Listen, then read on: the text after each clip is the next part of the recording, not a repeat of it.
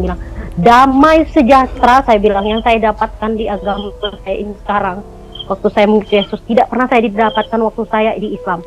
Saya sholat, ku bilang, sampai jungkir balik, ku bilang, Pak, mohon sama Tuhan, sama Allah, saya bilang, saya besok supaya diberikan keberanian untuk menghadapi hari besok. Itu jawabannya saya tidak dapat, tapi di dalam nama Tuhan Yesus keberanian itu ada.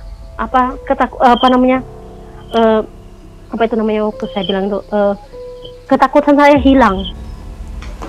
Ibu ini mengatakan damai mengikuti Yesus dan tidak damai ketika jungkir balik melaksanakan ibadah sholat mengikuti Allah Subhanahu wa Ta'ala. Alhamdulillah, kita akan jawab semuanya bagaimana pernyataan yang kemudian ibu ini menyinggung tentang Islam, karena seakan-akan ibu ini sudah merendahkan bagaimana ajaran Islam dalam hal ini sholat. Alhamdulillah, kita akan jawab semuanya.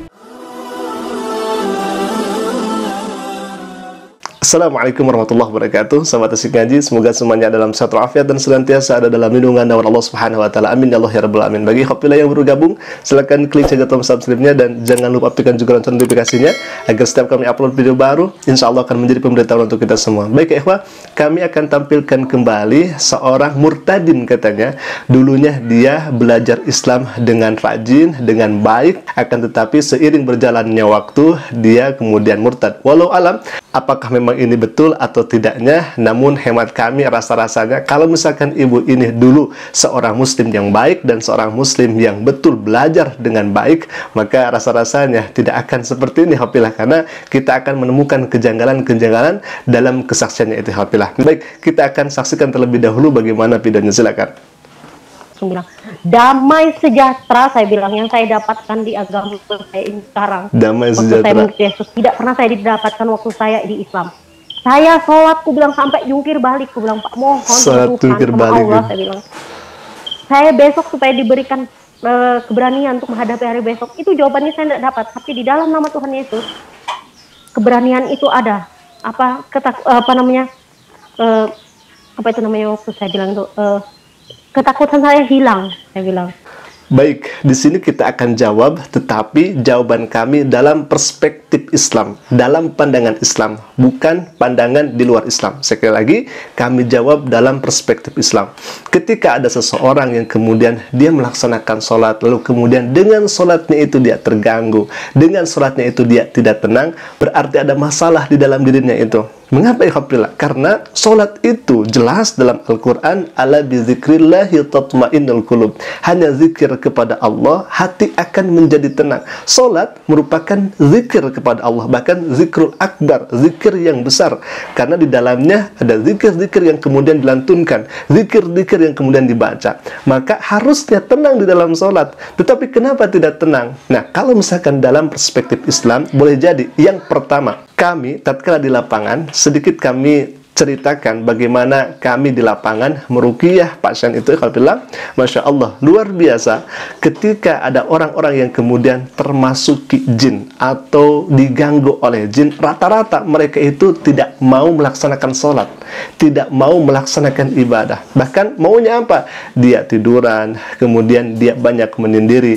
Jadi kalau misalkan dia sholat itu terganggu luar biasa. Ketika dia melaksanakan sholat, dia berat luar biasa. Nah, seharusnya sholat itu tenang, tentram, adem, ayem. Akan tetapi dia justru malah ketika sholatnya itu jadi beban. Alhamdulillah, berarti di dalam dirinya itu ada sesuatu hal yang menghalanginya, ada sesuatu hal yang datang kepada dirinya, entah itu karena bisikan yang amat kuat, atau yang kedua dia terganggu jin. Alhamdulillah, kami menemukan itu di lapangan banyak sekali. Maka alhamdulillah, setelah adanya ruqyah syar'iyah tentunya, alhamdulillah sedikit demi sedikit dia melaksanakan sholat, dan setelah dia rutin melaksanakan sholat, lalu kemudian dia tenang dalam sholatnya dan dia fokus di dalam sholatnya. Alhamdulillah, boleh jadi yang pertama karena ada gangguan, sehingga yang seharusnya tenang dan seharusnya dia melaksanakan sholat itu mendatangkan ketentraman, akan tetapi justru menjadi tidak tidak tenang karena adanya gangguan itu. Itu yang pertama. Yang kedua, kalau misalkan pernyataan ibu ini benar, Islam itu tidak mendatangkan kedamaian, sholat tidak mendatangkan kedamaian, maka mustahil orang-orang akan berbondong-bondong memeluk agama Islam. Mustahil orang-orang akan masuk ke dalam Islam kalau dalam Islam itu sendiri tidak tenang, tidak tentram. Yang ada apa ya Alhamdulillah? Tatkala mereka masuk ke dalam agama Islam, tatkala mereka masuk ke dalam ajaran hak, ajaran yang Allah turunkan ke muka bumi ini, mereka justru menemukan kedamaian, ketenangan, dan ketentraman. Kalaupun misalkan betul, maka sangat bertolak belakang dengan realita yang ada, justru mu'alaf banyak dan berbondong-bondong memeluk agama Islam. Itu yang kedua. Yang ketiga, boleh jadi dalam sholatnya dia hanya melaksanakan sholat saja, akan tetapi dia tidak menjauhi larangan-larangan Allah Subhanahu wa Ta'ala, sehingga sholatnya hanya menjadi aksesoris saja, sehingga sholatnya hanya zahirnya saja, akan tetapi hatinya dia bukan karena Allah Subhanahu wa Ta'ala. Ini yang paling parah, ikhwatilah. Baik, kita akan lanjutkan lagi kepada statement berikutnya, silakan. Dan kebetulan nenek saya ini, dia itu ada keturunan raja. Neneknya keturunan raja. Jadi kakek saya itu orang Kajang asli, Bugis Kajang asli. Jadi masih dia anak raja. Dan singkat cerita, saya lanjut waktu saya datang ke Sulawesi itu, di tempat bapak saya tinggal di daerah baru. Saya dikirim sana bersekolah. Di sana saya dididik, betul-betul dididik agama, bukan hanya sekolah biasa ya, tapi sekolah di sana itu namanya di Sulawesi itu, sekolah itu kita ada yang namanya sekolah agama, itu namanya sekolah Arab. Nah, sekolah Arab ini, di situ saya dididik bagaimana tentang agama Islam, bagaimana sholat 5 waktu, diajarkan berbahasa ngomong berbahasa Arab. Berbahasa Arab. Biasa ya, kalau murtadin kebanyakan bersaksi, dia mengatakan kami dulu rajin ibadah, kemudian rajin melaksanakan sholat dan sebagainya, sampai dalam pendidikannya juga dia mengatakan kami itu belajar bahasa Arab dan lain sebagainya. Tapi tidak tahu ikhwatilah, kalau misalkan mereka melantunkan ayat suci Al-Quran, apakah sesuai dengan klaimnya itu?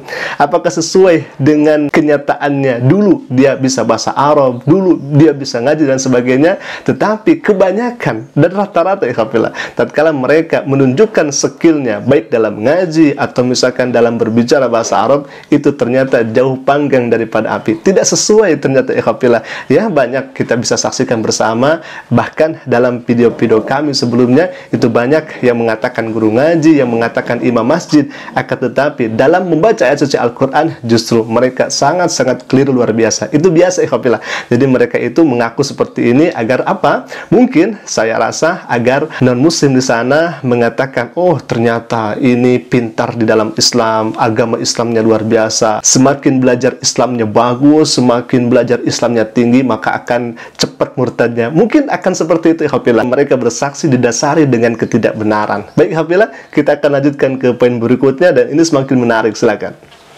Di suatu ketika pernah saya, karena tinggal di Sulawesi, saya harus tahu cara ngaji orang di sana. Kalau ngaji orang di sana itu, kita nggak ngaji seperti yang ada di tempat-tempat lain, di wilayah-wilayah lain ya. Kalau di Sulawesi itu kita ngajinya harus pakai bahasa Arab. Ngaji pakai bahasa Arab. Baik, ini menarik juga ikhwatilah. Kalau di Sulawesi katanya ngaji itu, ya ngaji Al-Quran harus berbahasa Arab. Jadi berbeda dengan ngaji di luar Sulawesi. Coba pikirkan ikhwatilah. Apakah memang betul seperti itu? Apakah memang betul adanya demikian bahwa ngaji di luar Sulawesi itu belajarnya, ngajinya itu bukan bahasa Arab? Setahu saya, dan memang ini sebetulnya bahwa ngaji mau di Sulawesi, mau di Jawa Timur, mau di Jawa Tengah, mau di Sumatera, mau di Kalimantan dan lain sebagainya, ngaji tetap bahasa Arab karena Al-Quran sendiri adalah bahasa Arab. Bagaimana jadinya kalau misalkan di Sulawesi berbahasa Arab, di luar Sulawesi berbahasa Jawa? Berarti itu bukan ngaji tapi membaca terjemah. Berarti itu bukan ngaji tetapi membaca tafsir. Nah, ini keliru ikhwafillah. Jadi di sini ada ketidaksinkronan seperti apa yang disampaikan tadi, bahwa dirinya mengaku muslim yang taat, rajin, belajar dan sebagainya, akan tetapi dia mengatakan katanya di Sulawesi itu berbahasa Arab, mungkin pikirannya di luar Sulawesi itu bukan berbahasa Arab. Na'udzubillah min dzalik. Ikhwafillah, mungkin itu dulu yang bisa kami sampaikan. Semoga kita bisa memetik hikmah dan pelajaran dari tayangan kali ini agar kita semakin semangat dan ulet dalam belajar dinul Islam. Alhamdulillah, mungkin itu dulu yang bisa kami sampaikan. Aku qouli hadza, assalamualaikum warahmatullahi wabarakatuh.